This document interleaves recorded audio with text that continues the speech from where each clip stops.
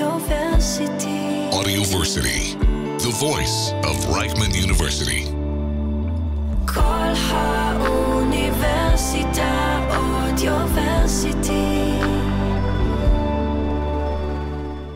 And so when we started Zion, for the first time in my life, I went to meet Christian leaders and Muslim leaders. I never did that. I grew up, not only did I not know other Jews, of course I did not know Muslims and Christians. So for the first time, I remember the first meetings we had, inviting to our homes Christian leaders, Muslim leaders. I remember my beloved teacher, Professor Alice Shalvi, who was then 85, meeting, an incredible Christian leader and telling him, but why are you not married? You're such an incredible person. You should have a family. And he looked at her with patience and he explained why he made that choice. It was a beautiful moment. And since then we have become friends. We created a circle called Amin, Muslim, Christian, and Jews. We pray together, each one in his own language. We learn together. We stand for justice together.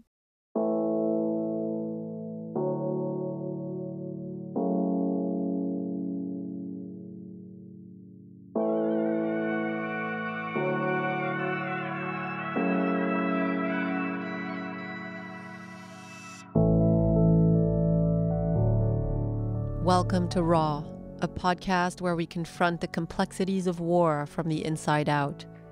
I'm Anouk, a journalist, author, yoga teacher, and meditation practitioner. Raw, or war spelled backwards, symbolizes how many of us feel in the face of the Israel-Gaza conflict: exposed, vulnerable, and seeking understanding. Here, we don't just discuss the external battles, but dive deep into our internal struggles, examining how this violence has shaken our very core. Join me in conversations with philosophers, psychologists, and spiritual leaders as we explore how to navigate these painful times with wisdom and resilience, finding guidance for our own paths through this raw, unfiltered world.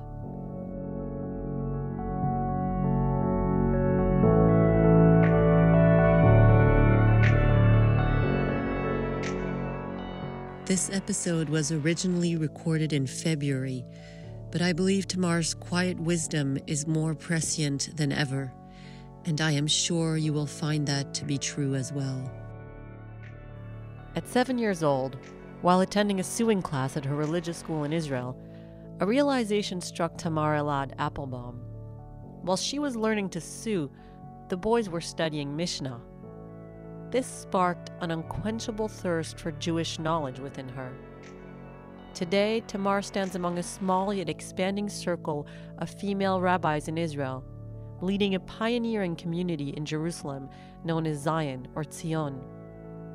Tamar, who was named by the Forward as one of the 5 most influential female religious leaders in Israel for her work promoting pluralism and Jewish religious freedom, lives in Jerusalem with her husband and 3 daughters.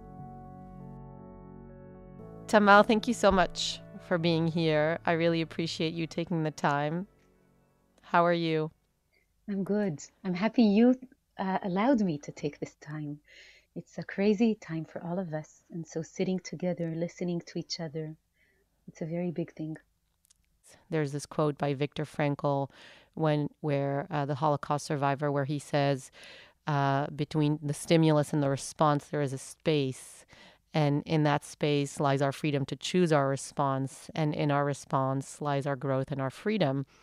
And I keep coming back with my guests to that space because I think what's happened to us, to the Jewish people in Israel, is of such extraordinary magnitude that in order to respond from a place of wisdom, we need to find that space.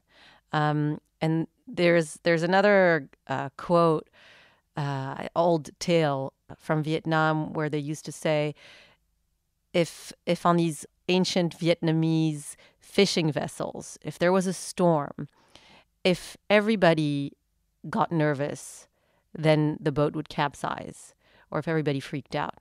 But if just one person, just one person out of the 10, 15, 20 people on that boat remained calm in the face of the storm, then everybody remained calm. And the reason I'm saying that is because I'm speaking with wisdom teachers like you about the war and October 7th. And what I'm wondering is, on October 7th and in the days after, were you able to keep some of that internal calm? Or, like me, where I completely lost it, did you also lose that connection? Every time we are baffled and in shock, we have an opportunity to respond in a way that we never expected, and we become teachers. Many times the biggest victims in that moment of shock, they grow to become the teachers. And most humans, unfortunately, go through terrible moments of trauma. They never chose it. They never wanted it. But many, many people, too many, as children, as adults, as men, as women, they go through trauma and they grow to become teachers of wisdom. So maybe all of us are a big body of wisdom, of pain that creates wisdom. And I want to say that it's interesting that in Jewish tradition, the name of God, of Hashem, is Hamakom, the space. So I think God is in that boat all the time. And he trembles with that boat all the time and also moves it. But when we sit together with each other and with God, acknowledging that we are in a terrible, terrible storm, seeing the storm, acknowledging the storm, not in being indifferent or denying the storm, not saying that it's a beautiful pastoral sight. That first moment of sharing the earthquake together, emotional or ethical or physical, that opens the space. And I just want to say that I was exactly where you were. I'm human. I was shocked. I was in the boat. I was trembling. I couldn't breathe. I was crying. And the word happy is not at all relevant, but this is my choice. This is our choice, responsibility to be human, to be in that boat and feel and start the compass and the journey with the heart, with the mind, and with a conscience. I'd like to take a step back and ask you to share a little bit about your personal journey. If you can share with me, with our listeners, how you came to be a rabbi and how your personal journey has also changed since October 7th. First, I'll say I was never, ever intended to be a rabbi. I never thought women could be rabbis. I never met a woman rabbi. I grew up in a very traditional Jewish home. I just heard yesterday, by the way, that I said I said in Hebrew, אני מראיינת רבנית, I'm interviewing a rabbanit, and they said, no, it's not rabbanit, that's the wife of a rabbi, it's a rabbah. Nachon. It's true. Well, I want to say that there was the first wave of women asked to be Rav, like a rabbi man, Rav. When I came to the rabbinate, I was actually the first to ask for a rabbah, which is like the difference between a mother and a father. I wanted to be a mother. I wanted to be a rabbah, a woman rabbi in Hebrew. I felt I don't want to be like men. This is not about becoming someone else. This is about being me. And with all the qualities and all the flaws that each one of us received, and being here as a woman rabbi, I really wanted to connect to all the women leaders that our people had. Huge, great women, Sarah and Rebecca, and Dvorah and Miriam and Esther. But also I wanted to open a space for women to become leaders of communities and to lead a life of rabbinic leadership And so it was very far away from anything I knew. And I couldn't imagine, and I did not even think of that as an option. I grew up in a beautiful family, Orthodox, traditional. Um, and, I was supposed to grow and become a mother with children, and go to shul, to the synagogue, and to learn from the rabbi, who was a man. And I loved all that world of tradition and synagogue and prayers and text and the sacred work. I always would go to the synagogue of my family to pray, and I asked to learn more. And it took me a long time to even understand that I was sitting in a section of women behind the men. I didn't notice that because we were all there for God. I didn't even see it. It took me a long time to notice. But one day when I was a student, at the age of 22, I was just about to get married with my husband, Yossi, and I was about to finish my first degree, which was in Jewish philosophy and history and literature. And it was my whole world, the context of our tradition. And I sat with a very good friend of mine and asked him what he was about to do when he finishes his BA, his first degree. And said he was going to learn to become a rabbi. We were sitting in the cafeteria of the Hebrew University eating couscous, with Rachel, the best couscous ever. And he said he was going to become a rabbi, and it sounded wonderful. I was really happy for him, for the people of Israel, for the world. He would be an incredible leader. And then he asked me what I was about to do, and I said, I'm going to keep on to my master's degree, and I'm going to learn to become a teacher. I think this is what I'm going to do. And then he stopped in the middle of the couscous, which for us Moroccans is not something you do. And he said, Tamar, I heard that there are women rabbis in the world, in America. I actually know that there were women rabbis before, in generations before us, in Morocco, in Turkey, different women in different places, in the Hasidic Poland world. And I actually think you need to become a rabbi. And I remember I came back to my Yossi and I said, do you know that there are women rabbis in the world? And he looked at me and he said, I never heard about it, but I know you. And this is exactly what you were supposed to do. You will be a woman rabbi. And we started a journey, which we never expected, to different worlds and places, getting to know new people. I remember the first day after being ordained, sitting as the rabbi of a community down south and someone putting a sign, Rabbi Tamar, and I looked to the right and to the left and I said, who is she? And it took me time to understand. It was me. I chose to do that. But when you put aside all these, degrees and words, I chose rabbi. I always say it comes from the word harbe, many. It's being devoted to knowing the many people, the many faces of God, the many pains. And rabbi comes also from the Hebrew word arvut, which means solidarity. It's being in solidarity. Many times I feel that politics is about the strong, the ones who are strongest in the room and who have a lot of power. And I think the rabbinate and the world of religion and faith is about the weak, being with those with who no one sees, no one hears, being in solidarity with them. And so in action, this is what I wanted to do all my life. And today I am a mother of an amazing family and girls that Yossi and I have had the privilege to bring to this world.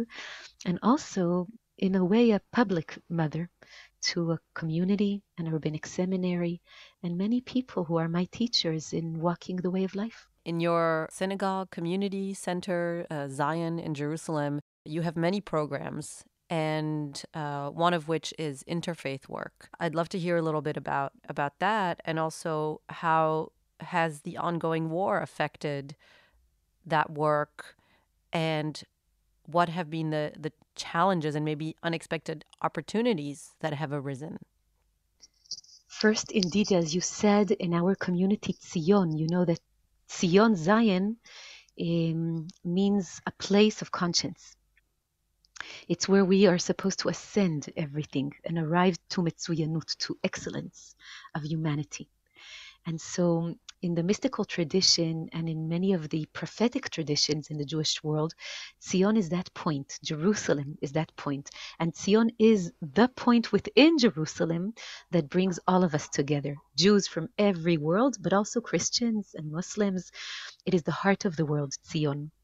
So when Yossi and I, my husband and I, for many years we walked in different ways of Israel. We went to see down south the people and up north and in Tel Aviv and abroad. We wanted to know the Jewish people because both of us grew up in an Orthodox world, which was we knew only Orthodox Jews. We never met anyone else. And so the first thing was to create a trail, like Shvil Israel, a trail of Israel, and meet our people, our family. For too long, people have been in the past 200 years, 300 years, separating themselves because of ideology. But what brings us together is family. We are a family. So we wanted to meet our family, secular and ultra-Orthodox and reform and conservative.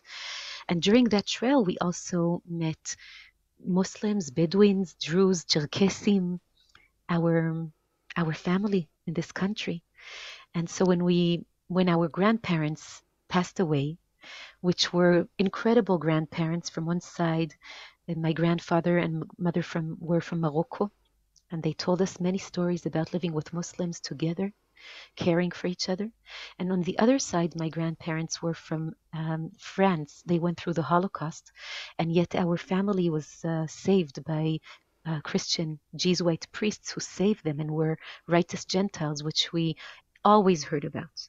And we felt that we cannot build that world, that mythical vision of the future for which we came back to the state, without building Zion in Jerusalem, in the holy city, that will also invite working with other worlds and faiths.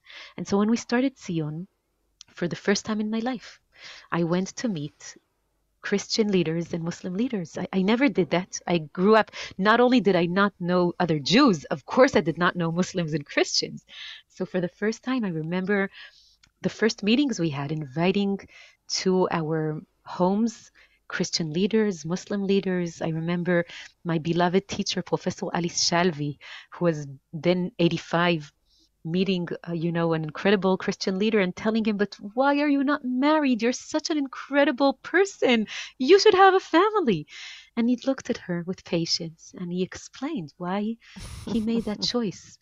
It was a beautiful moment. And since then we have become friends. We created a circle called Amin, in which we work and we do kindness together. We collect clothing for the poor. We give together tzedakah, money for the poor. Muslim, Christian, and Jews, we pray together, each one in his own language. We learn together. We stand for justice together. Every time there's a hate crime, we stand together against that hate crime. So it's very important. And I want to say that this circle of men, for me, was one of the most important moments of the 7th of October, because on the 7th of October, it was Shabbat, it was a Sabbath and a holiday, Simchat Torah. And it was shocking and terrifying. On that morning, we were going to the synagogue, not knowing what had happened. We don't use the phone on Shabbat. And very slowly, the sirens started one after the other. And we had to, collect the community, make sure that everyone is going back home safely.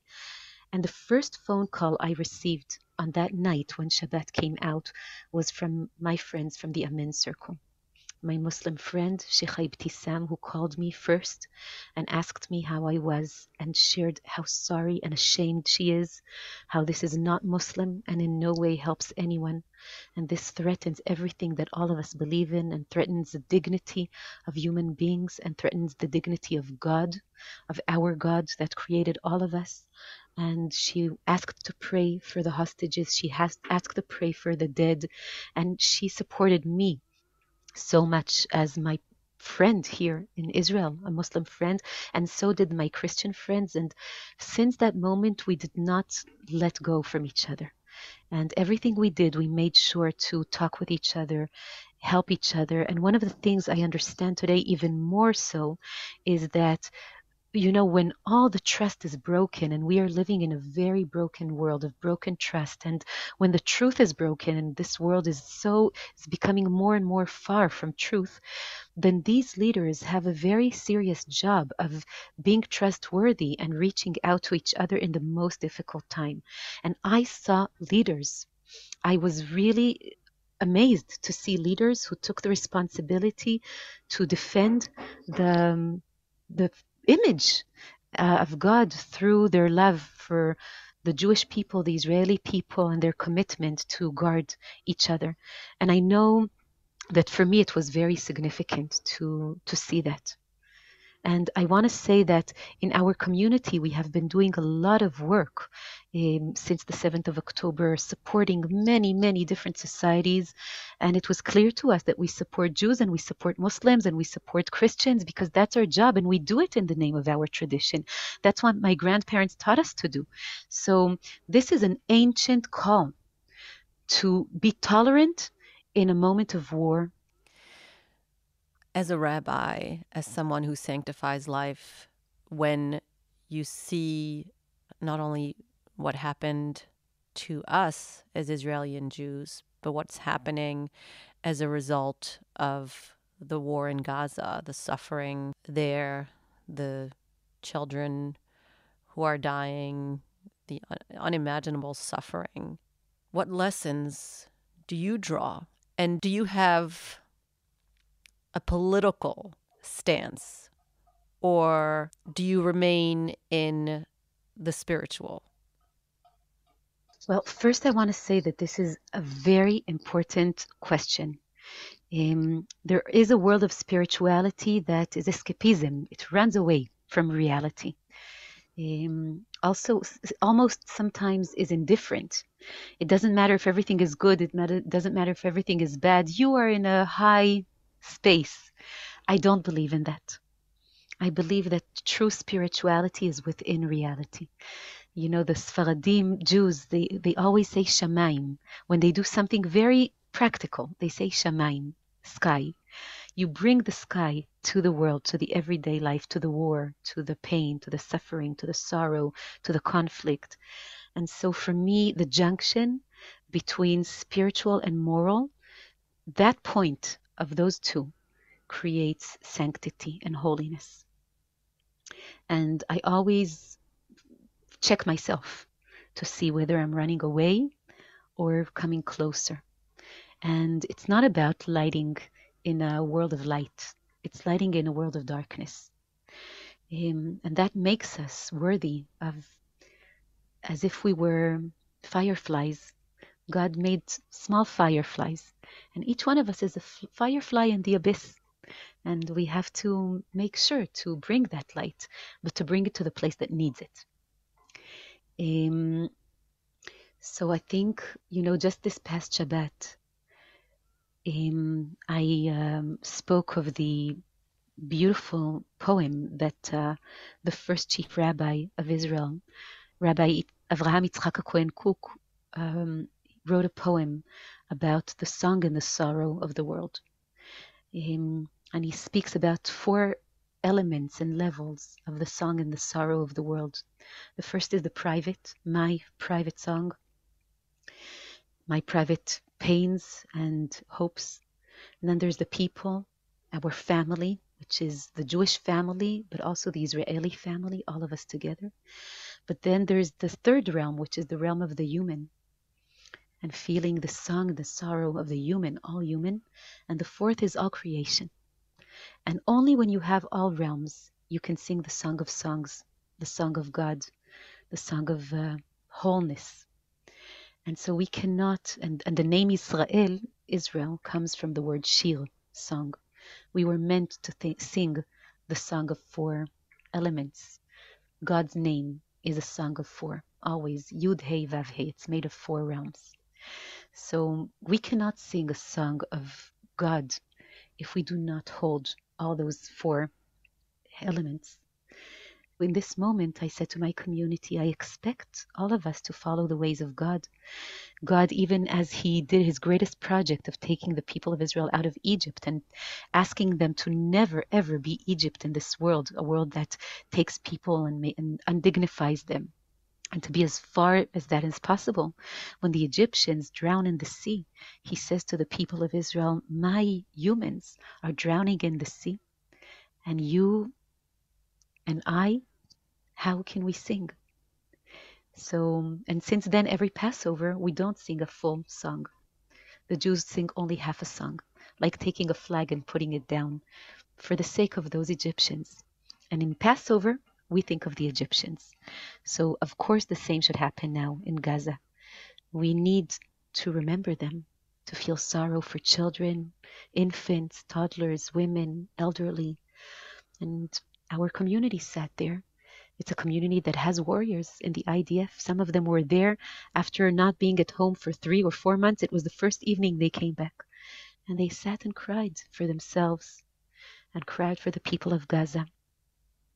And I felt as close to the Song of Songs as I could in that moment on that past Shabbat evening. But I want to say that it seems to me that as a rabbi and as a human being, that this is a moment in which all of us will have to choose. All of us will have to choose to stand against cruelty, any cruelty. I want to say that Hamas is cruelty.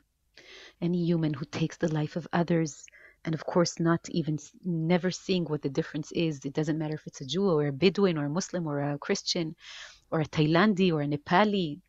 It's just killing. It's the choice to kill, to hurt.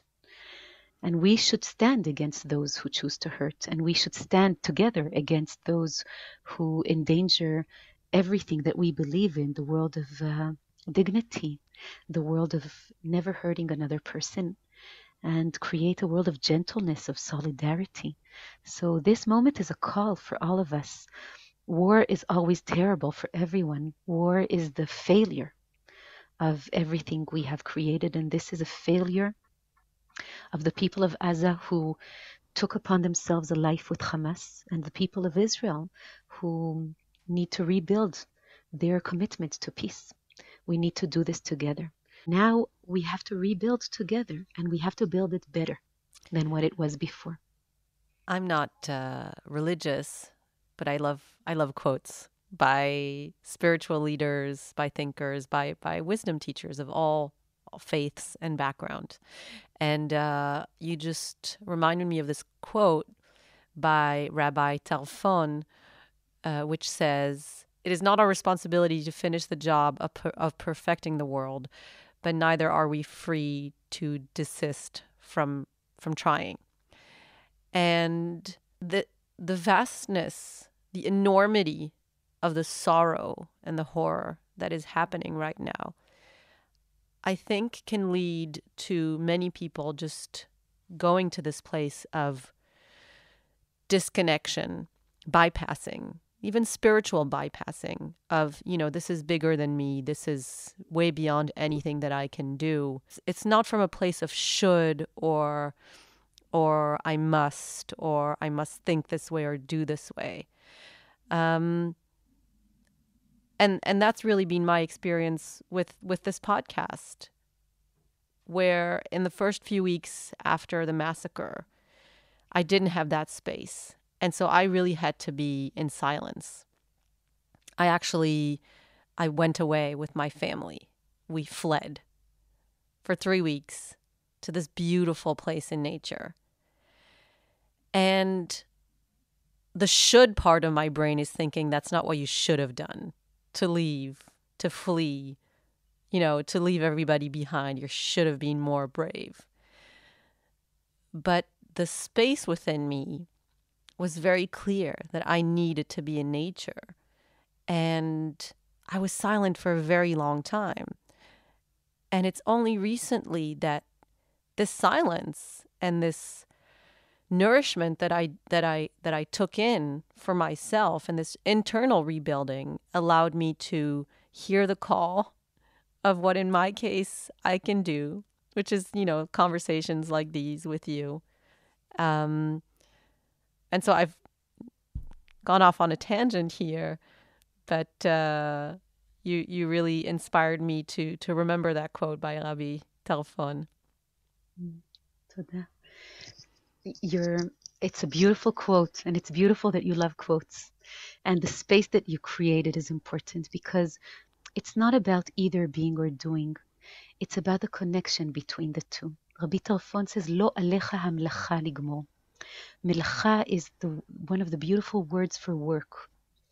And melacha is really the commitment to be a farmer. Be a farmer of this world, of faith, of kindness, of standing against cruelty. In the Jewish world, there are mitzvot, we have commandments. Some of them are things that should be done, and some of them are things that should not be done. And the more I live, I see that for many, many people, it's very difficult to stand against things that are wrong. We allow cruelty to grow under our feet, next to us, in so many realms. One of the terrible things about kind people is that they're not brave enough to stand against cruelty.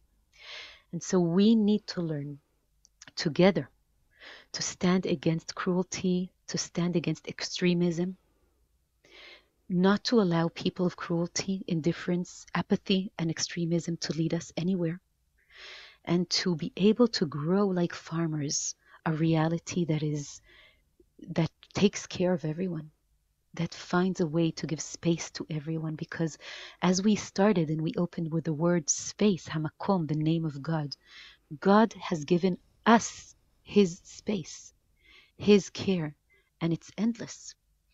And we did not find the way to negotiate how we can all not live in a world of either or, but live here together. So this is about figuring out our world. This is the work that farmers do when they find a way, hole after hole, plowing and seeding for many trees to create the tree of life, which is never one but a forest. The tree of life is a forest that has many, many trees. And we, in a world that is very individualistic, a modern world on the one hand, and on the other hand, very extremism, collectively, we have to find a different path. A path of a collective that takes care of everyone. That is the path of God.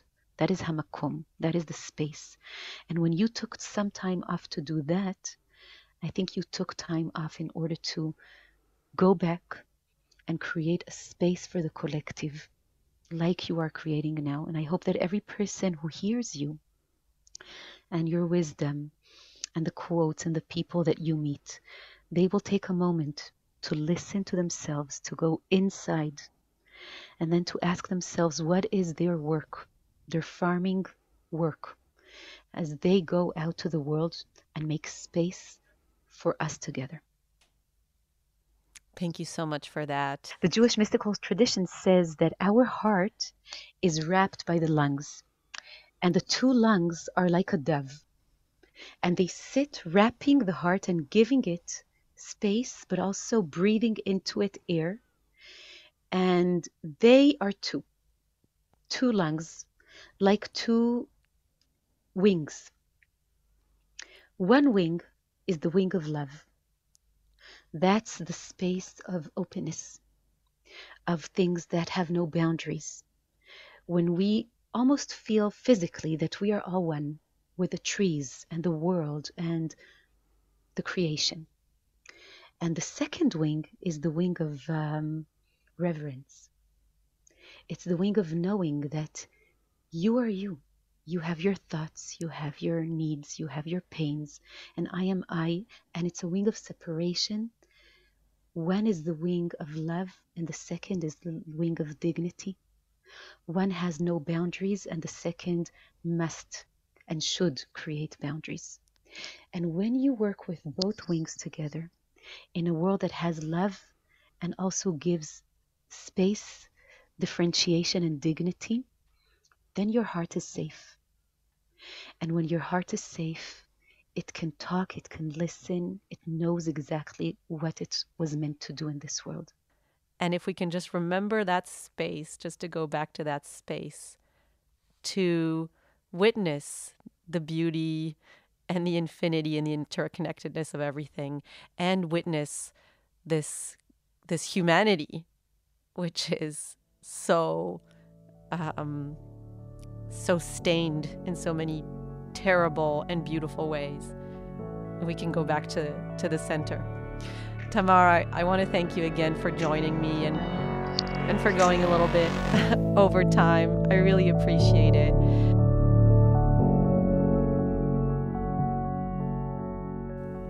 Thank you for listening. This has been Raw.